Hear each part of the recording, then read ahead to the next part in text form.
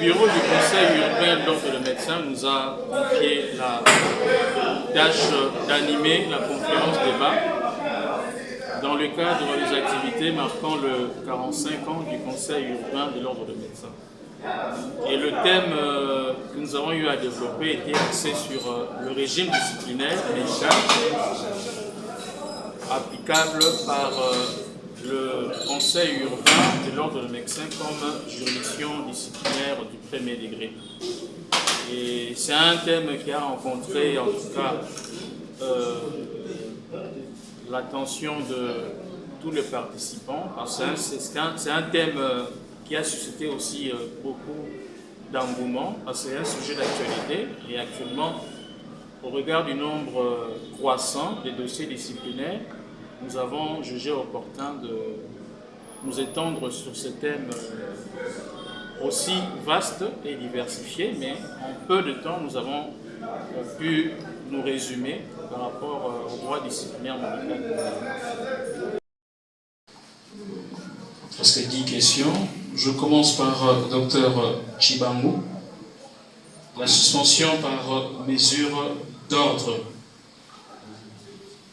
Je crois que quand je parlais du régime répressif organisé par le texte qui organise l'ordre des médecins, j'ai mis la suspension par mesure d'ordre en bas et je l'ai intitulé mesure conservatoire. La suspension par mesure d'ordre n'est pas une peine, listée à l'instar de la radiation, de l'avertissement ou bien du blâme. C'est une mesure conservatoire. On présume que le médecin mis en cause a commis de faits qui portent atteinte gravement à l'honneur de la profession médicale et conservatoirement, on le suspend. Mais là où le bas blesse, c'est le délai. Et au même moment, je vais répondre au docteur, je ne sais pas si c'est vous qui avez posé la même question par rapport au délai. Le texte n'impartit pas un délai pour le cas de suspension par mesure d'ordre ou bien mesure conservatoire à charge d'un médecin. J'ai la loi avec moi, je crois que c'est l'article 14, si mes souvenirs sont bons, j'ai le texte devant moi. Je puis lire pour une meilleure compréhension. Le médecin qui, et à chaque fois que le législateur utilise une virgule, cela suppose que les suites logiques font partie intégrante des dispositions, mais il y a des nuances. Une virgule dans une disposition, dans un article, suppose qu'il faut nuancer. Il ne faut pas le prendre in globo. Le médecin qui, d'après des indices suffisamment graves, virgule.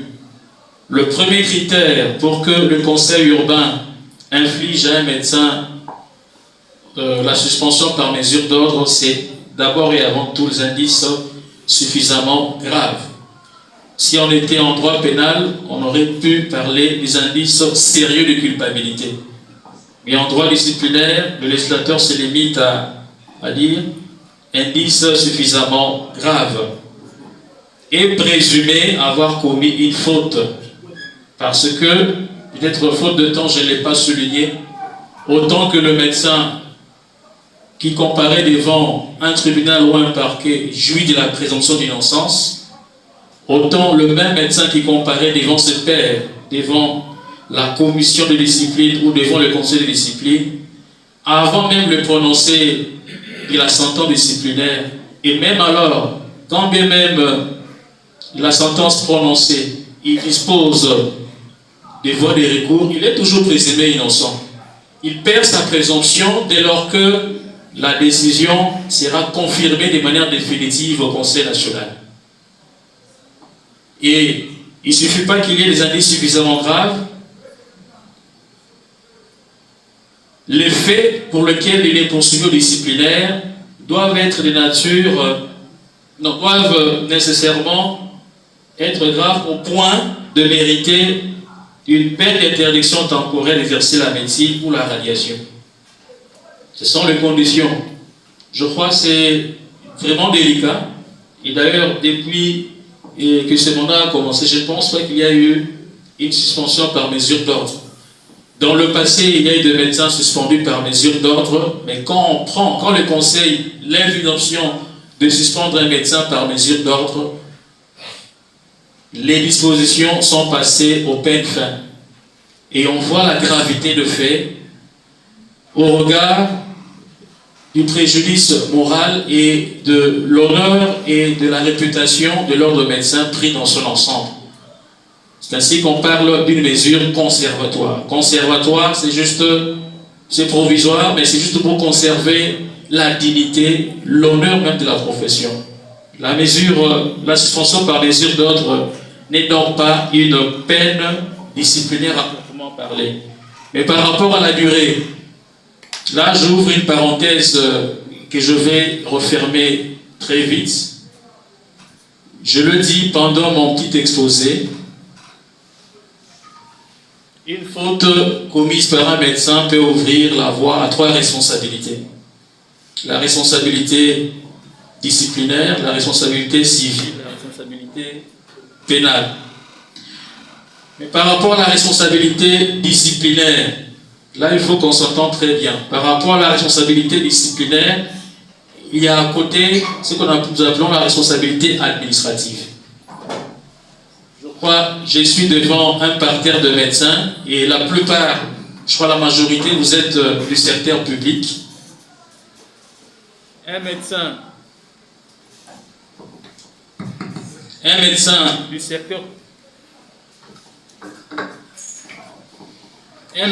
secteur public peut également être sanctionné sur le plan administratif ou disciplinaire au regard de son statut de médecin de service public. Un médecin du secteur privé qui est contractuel, parce que dans le régime contractuel en droit du travail, il y a également un régime disciplinaire. Il sera sanctionné conformément au droit du travail par rapport à son contrat de travail. Un médecin de service public pourrait éventuellement être sanctionné à la fois dans son milieu professionnel, son chef hiérarchique peut ouvrir, si le chef, une action disciplinaire à son encontre, et l'ordre de médecin peut faire de même. Et dès lors que, et d'ailleurs, toutes les actions disciplinaires sont indépendantes. Mais généralement, pour le médecin, docteur Chipamba, que fait l'ordre de médecin par rapport à certains médecins qui, avec influence politique, occupent certaines fonctions de responsabilité? Bon, pour vous répondre, moi je pense qu'au-delà de tout ce qui a été dit, toutes les sanctions que prennent à la fois le Conseil urbain et le Conseil national, c'est sur base de textes. Et vous êtes un médecin de service public, je vous connais, vous êtes de Makala. Tout à l'heure, à une des questions qui m'a été posée, j'ai fait cette démarcation entre les différentes actions qui peuvent interagir, soit au niveau administratif, au niveau de l'hôpital, au niveau de la justice et au niveau du conseil urbain. Signer ces cellules et réguler l'exercice de la profession médicale dans la juridiction qui est la sienne. Je crois que quand vous parlez de fonction de responsabilité, là, on entre déjà dans un autre terrain. Et en tant qu'avocat de l'ordre de médecins, je pense que s'il est avéré qu'un médecin qui a été sanctionné et qui a écopé sa peine conformément à la loi, et que par après, ce même médecin est promu à un poste de responsabilité, moi je pense que l'ordre de médecin n'a rien à voir avec ça. Ça, c'est ma position.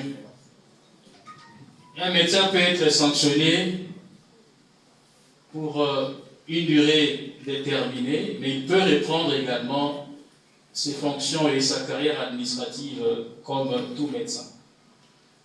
Je ne dirais pas que le médecin que vous êtes, que l'ordre de médecin que vous servez de l'ordre de médecin comme des quilles ou boucliers. Là, je ne le souhaiterais pas.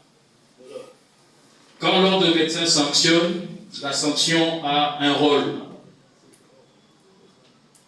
Toute sanction disciplinaire, pénale ou civile a un rôle.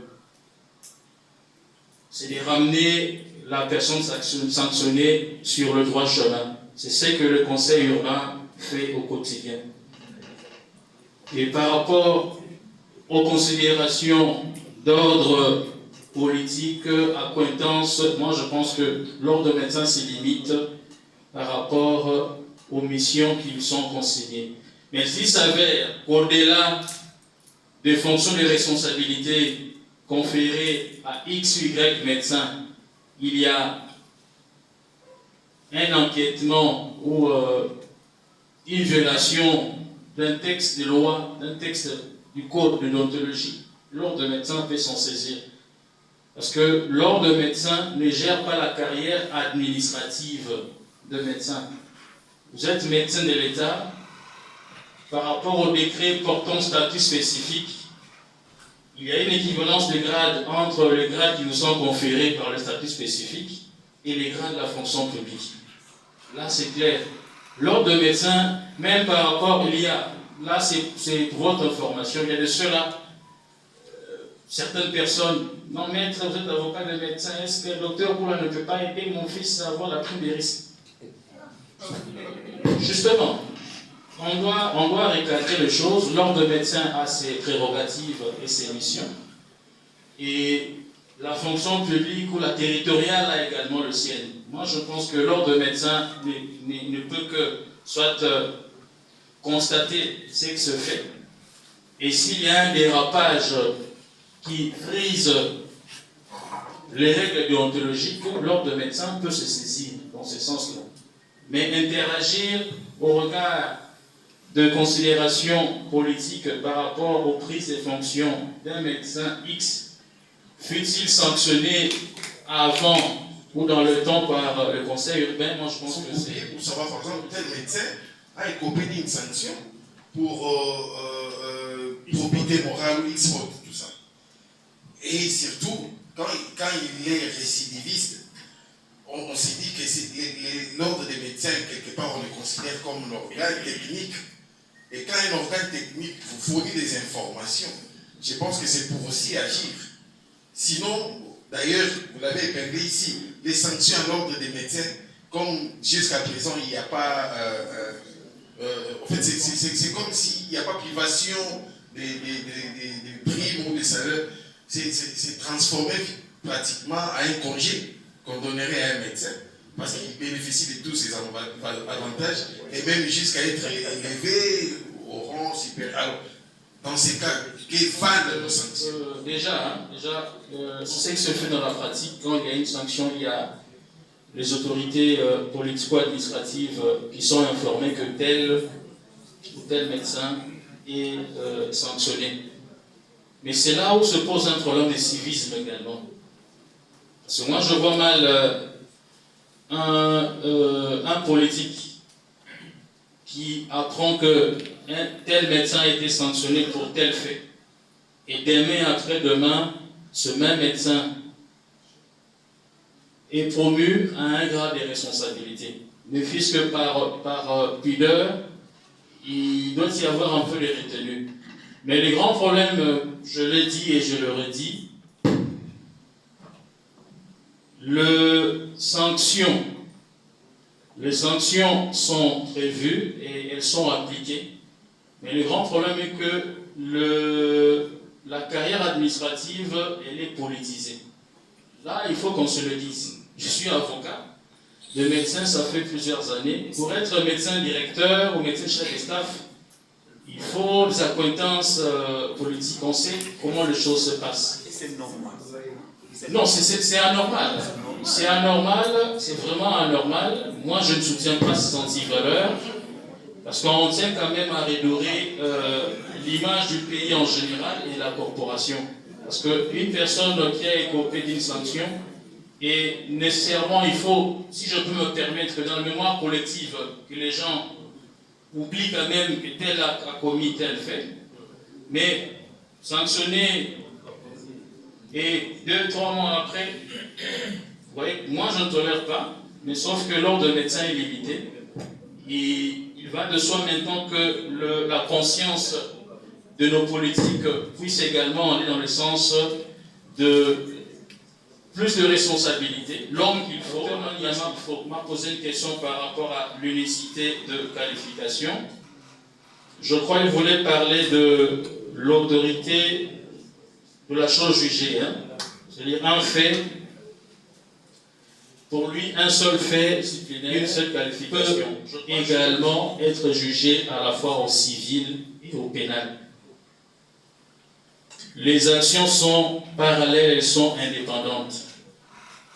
Au niveau disciplinaire, la juridiction disciplinaire peut prendre une sanction donnée au niveau civil et au niveau pénal également.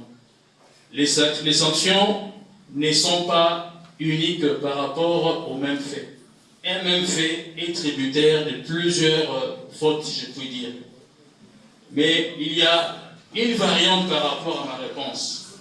Mais il peut se faire qu'au pénal, un dossier à charge d'un médecin au disciplinaire est instruit au même moment au niveau pénal. Logiquement, il y a un principe que l'on qualifie d'autorité de la chose jugée au pénal. Le pénal influe de manière implicite sur le disciplinaire. Un médecin envers qui les poursuites ont été engagées au pénal et de l'autre côté il est blanchi sur le plan pénal. Ipso facto, au niveau disciplinaire, son dossier doit être classé également. Il y a une influence du pénal sur le disciplinaire. Au cas où le juge pénal constate que les faits ne sont pas établis, cela peut avoir un impact sur le plan disciplinaire. Mais il ne suffit pas que ce fait soit classé, parce qu'on en parlait du double degré des juridictions. Un fait classé sans suite, on peut y revenir à tout moment. Mais dès lors que le pénal tranche du fond, parce que quand il y a classement sans suite, généralement on n'entre pas vraiment dans le fond. Mais lorsque le juge pénal tranche le fond de l'affaire, et que pour le même fait, le médecin était attiré en disciplinaire, il y a influence du pénal sur le civil. Mais là, je réponds par rapport au classement sans suite, pour ne pas perdre le fil des idées. Le classement sans suite, c'est une mesure administrative. C'est une simple mesure administrative, ce n'est pas une décision définitive. Et même au niveau pénal, un dossier classé sans suite peut connaître aussi un rebondissement. S'il y a des éléments nouveaux, s'il y a de nouvelles charges, des nouvelles pièces à conviction, le même dossier peut rebondir. Et on peut transposer le dossier, comme on parle du pénal, je crois que le docteur Kabanda, je ne sais pas s'il est pénaliste, parce que toutes les questions qu'ils m'ont posées ont trait au droit pénal. On peut classer sans suite un dossier au pénal, classer sans suite au parquet, mais cela peut ouvrir la voie à ce que nous appelons une citation directe devant le tribunal directement. Pour dire que la citation directe est une simple mesure administrative qui peut être contournée par une citation directe. Un médecin poursuivi au parquet, on classe les dossiers. La partie plaignante mécontente fait une citation directe devant le tribunal. Et le parquet, après 3 ou 4 mois, encore faut-il préciser, si les faits ne sont pas prescrits, peut réouvrir l'enquête s'il y a de faits nouveaux ou de nouvelles situations qui peuvent motiver l'ouverture de nouvelles enquêtes. Je crois que j'ai répondu à la première manche de votre question, mais par rapport à la question de Dr Mania, je crois que je vous ai répondu. L'unicité de qualification, oui, mais il y a des nuances. Notamment lorsque le pénal influe sur le disciplinaire. Mais dans votre question, vous allez plus parler du civil et du pénal. Vous n'avez pas parlé du disciplinaire. J'ai juste recadré votre question. Parce que votre deuxième question, vous parlez du pénal tient le civil à l'État. Je vais vous répondre, mais ça n'a rien à voir avec la matière que j'ai développée. Le pénal tient le civil à l'État veut dire tout simplement, on peut se retrouver devant deux instances. Une instance civile et une instance pénale. Au même moment et approximativement pour le même fait et qui opposent le même parti. Et dès lors qu'on constate que pour le même fait et pour le même parti, il y a deux actions pendantes devant la même juridiction ou deux juridictions différentes au civil et au disciplinaire, la juridiction saisie au pénal va prendre le dessus sur le civil. Le civil va surseoir à statuer en attendant le jugement du pénal. Hein, c'est une question qui n'a pas fait l'objet de mon intervention, mais je vous réponds en tant qu'avocat. Classement sans suite, docteur Kabanda, j'ai répondu. Contrat médical, bon, quand je parlais de ultra petita, j'ai martelé sur le contrat médical, mais le contrat médical, je l'ai évoqué dans le champ d'application du droit disciplinaire, à moins que j'ai mal compris votre question, si vous pouvez me la reposer. Placer les affiches, je pense qu'il y a 48 heures seulement. Nous avons enregistré sur YouTube et nous vous disons merci. La prochaine fois, nous aurons mettre Aristote, mais dans un autre cadre, ce sera certainement un cadre susceptible de recevoir un grand nombre de médecins. Et en ce moment-là, il va nous parler des droits de défense. Aujourd'hui, c'était la discipline et puis les droits de défense quand même parce qu'il y a beaucoup de dossiers des médecins dans les cours des tribunaux. Donc, Maître Aristote, vous allez vous préparer. Il y a quelques communiqués relatifs au 45e anniversaire de la création du Conseil urbain de l'Ordre des médecins. Donc, d'ici là, la commission ad hoc, donc composée de la commission socio-culturelle et la commission des presse, à laquelle on va confier les animateurs des bureaux cellulaires. Ils vont nous produire un calendrier d'activités. Cette activité n'était qu'une activité inaugurale. Nous osons croire qu'il y aura cet engouement pour accompagner les conseils urbains dans ces différentes activités qui seront beaucoup plus à caractère scientifique. Je pense que tout est dit. Il ne nous restait plus qu'à vous souhaiter un bon retour chez vous. Et nous osons croire que vous allez demeurer sous la protection divine. Nous vous disons bonsoir.